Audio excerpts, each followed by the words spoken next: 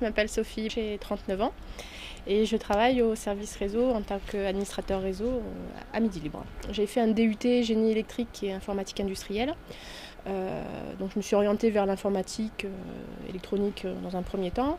Ensuite j'ai intégré une école d'ingénieur à Grenoble en traitement du signal. En fin d'école d'ingénieur j'ai fait un DEA et j'ai poussé un petit peu un doctorat pour analyser un sujet particulier qui était du traitement du signal toujours mais en acoustique sous-marine.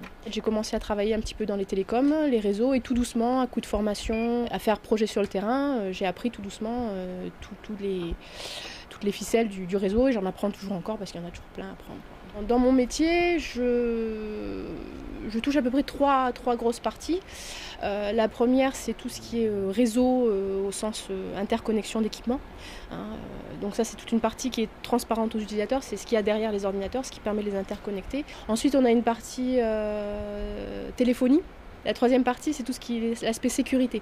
Parce qu'à partir du moment où on interconnecte les gens et on a un contact vers l'extérieur à travers Internet notamment, il y a toute une partie sécurité à mettre en place pour éviter les attaques.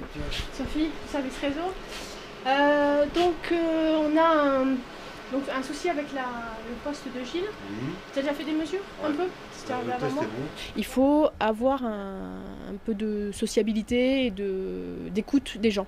Donc il ne faut pas s'énerver, il faut être calme, il faut être attentif, ouvert, souriant, il ne faut pas être bloqué, il faut aimer le contact avec les gens. Il faut pouvoir trouver les mots pour leur expliquer, les dépanner, les aider dans leur travail aussi. Malgré tout ce qu'on a fait là, parce qu'on a fait, Pierre est passé, il a changé les cordons, les machins, et alors? Il y a toujours les problèmes de grésillement et c'est surtout les interlocuteurs qui nous entendent très mal. Il faut être particulièrement disponible. Quand il y a un équipement qui tombe en panne ou quand il y a une maintenance à faire, il faut être là. Il faut être présent, dispo. Ça peut être à 2h du matin, 5h du matin.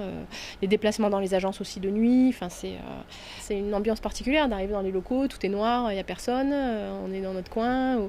C'est une ambiance sympa, mais bon, c'est sûr que c'est la nuit, il faut gérer sa vie perso autour à côté. On est en constante éveil professionnel. On ne peut pas s'encrouter dans la routine ou perdre un peu des performances. On est toujours en éveil et on a besoin d'avancer.